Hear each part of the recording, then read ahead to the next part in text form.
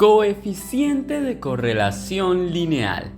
Una presentación de Luis Gabriel Soto. Coeficiente de correlación de Pearson. Esta es una medida estadística que cuantifica la dependencia lineal entre dos variables. Es decir, si se representan en un diagrama de dispersión los valores que toman dos variables, el coeficiente de correlación lineal nos va a señalar lo bien o lo mal que el conjunto de puntos representados se va a aproximar a una recta.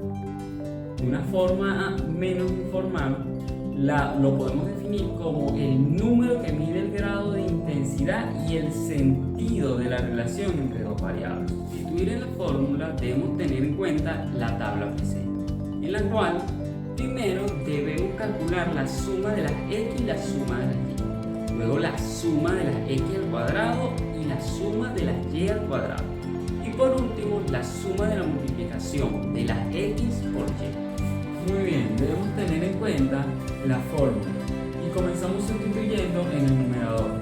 Primero tenemos el número de datos multiplicado por la suma de las x por y, menos la multiplicación de la suma de las x por la suma de las y.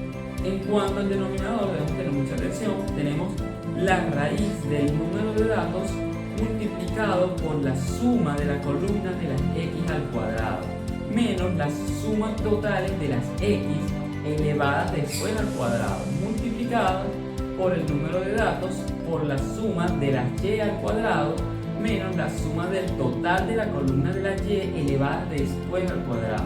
Una vez tenemos el numerador y denominador, debemos dividirlos entre sí para obtener el resultado.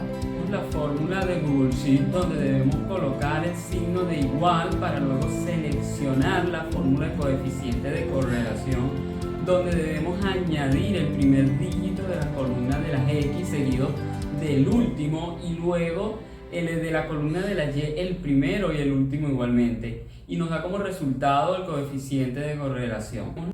Ahora bien, una vez tenemos esto, debemos comparar para saber qué tipo de correlación tenemos.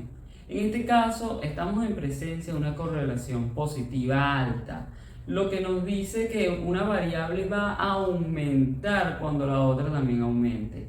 Es decir, mientras más altos sean los sujetos, más va a aumentar la talla de zapatos. O viceversa, mientras más grande sea la talla de zapatos, más altos serán los sujetos.